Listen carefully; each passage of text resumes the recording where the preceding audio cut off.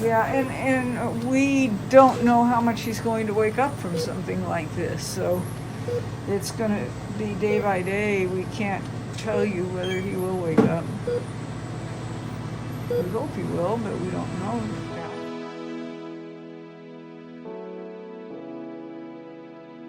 I am Agel, and this is my story.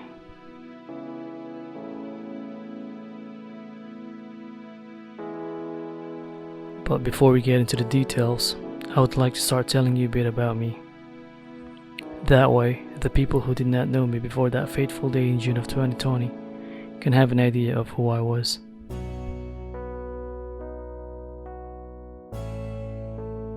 At work, people knew me as a quiet and serious type of guy. I wasn't quiet all the time. I was just being careful with my actions and the words that came out of my mouth. Friends and family would probably have described me as a happy-go-lucky person.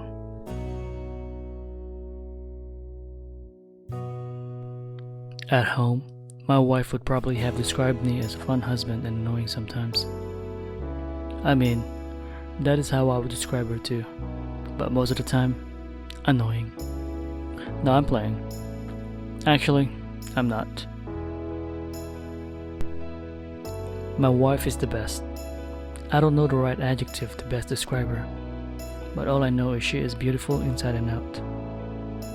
I love her to death. Our marriage is not perfect. We have faced a lot of trials and challenges. Just like a regular couple, we have had disagreements.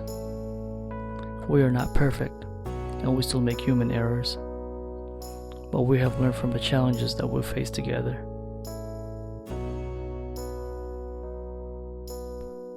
Okay, here's the story. On June 5th of 2020, I came home from work and a medical appointment. I did my daily routine, took the dogs out and fed them. When I got done taking care of the dogs, I sat down on the couch. It was not very long until I started to feel the worst headache I had ever felt in my entire life. It felt like someone was flicking my brain with a rubber band. It was so painful and I started sweating a lot. I immediately called 911, and thankfully, the medics were quick to respond. When they arrived, my condition had already worsened. I told the medics that I had a really bad headache. I tried to explain the pain I felt. One of the medics told me just to rest and eventually the headache would go away. But I insisted and said, "No, take me to the hospital now." I started to feel my body getting weaker. I began to lose consciousness. The last thing I remember was the medics taking me to the ambulance, and one of them was telling me, "Stay with me, sir, stay with me."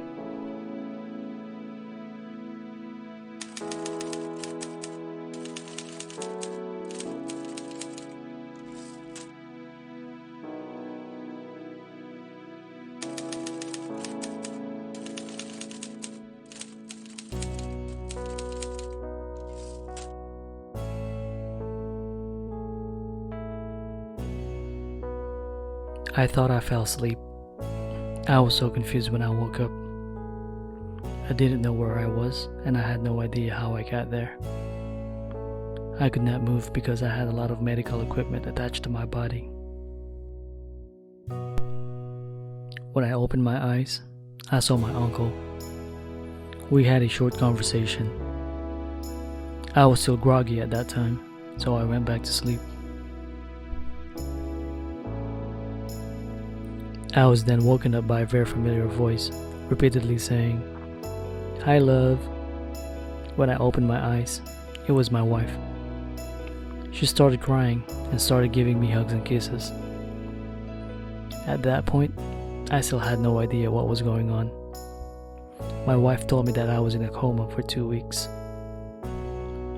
The nurses came into my hospital room and told me what happened. The nurses said that my arteriovenous malformation, or also known as AVM, ruptured and caused a hemorrhagic stroke. They explained to me what an AVM is. At that time, I was not absorbing all the information and I could not retain what I was told. The doctors told my wife, if I ever did wake up, I would be in a vegetative state. Because I was in such critical condition at that time, some of my family members started to lose hope. It even got to the point where they started talking about the worst case scenario, like flying my body to the Philippines and then cremation.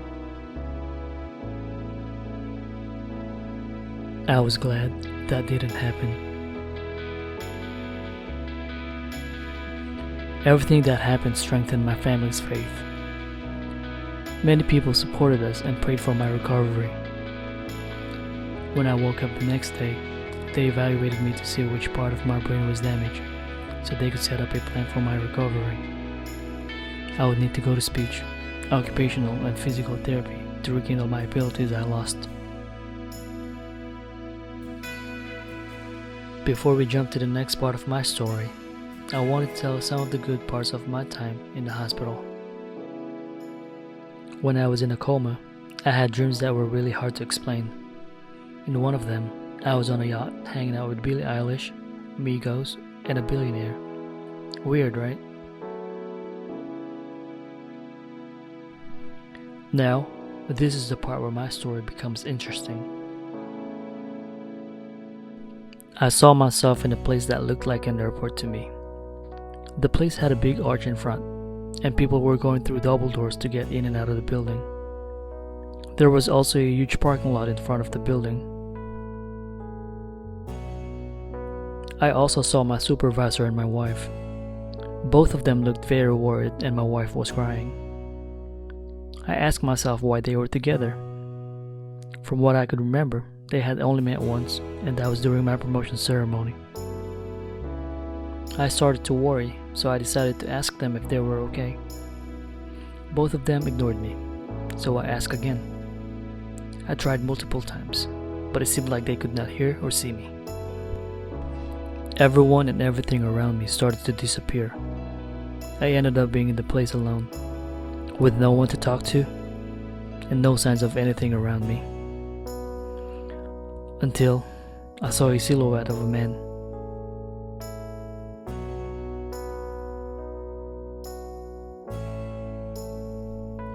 I tried to catch up to him to get his attention, but no matter how hard I tried, I just couldn't come closer to him. The man did not show any signs of stopping anytime soon, so I stopped. The man then looked at me and said, "It is not time yet." I didn't recognize the man I saw in my dream. He turned his head towards me, but I didn't see his face. I also could not remember any more details about that part. All I remembered was I miraculously woke up from a coma and started getting better. So, who did I see in my dream? Who saved me and woke me up from a coma? Whoever that man was, not only did he wake me up, but also strengthened my relationship with the God Almighty. I stayed in the hospital for a couple of days before I was transferred to an inpatient rehab where I continued getting better. I am not gonna lie, I got depressed when I saw the patients in the rehab facility. Everyone was a lot older than me. I was probably the youngest patient there at that time. But you know what? I was there for a reason. Just like the other patients, I was there to continue getting better and move forward in life. Inpatient rehab is where I started to regain my abilities.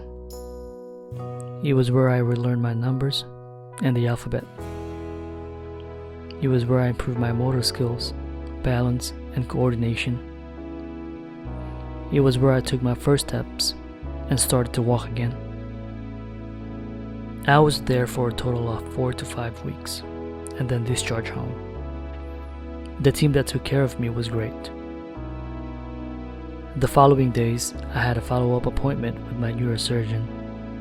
My wife, uncle, and I drove to my appointment. As we got closer to the facility, I started telling them the place looked very familiar. I told them the place looked very similar to the one I saw in my dream.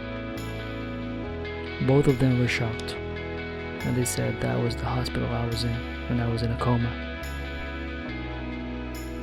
I saw myself in a place that looked like an airport to me. The place had a big arch in front, and people were going through double doors to get in and out of the building. There was also a huge parking lot in front of the building,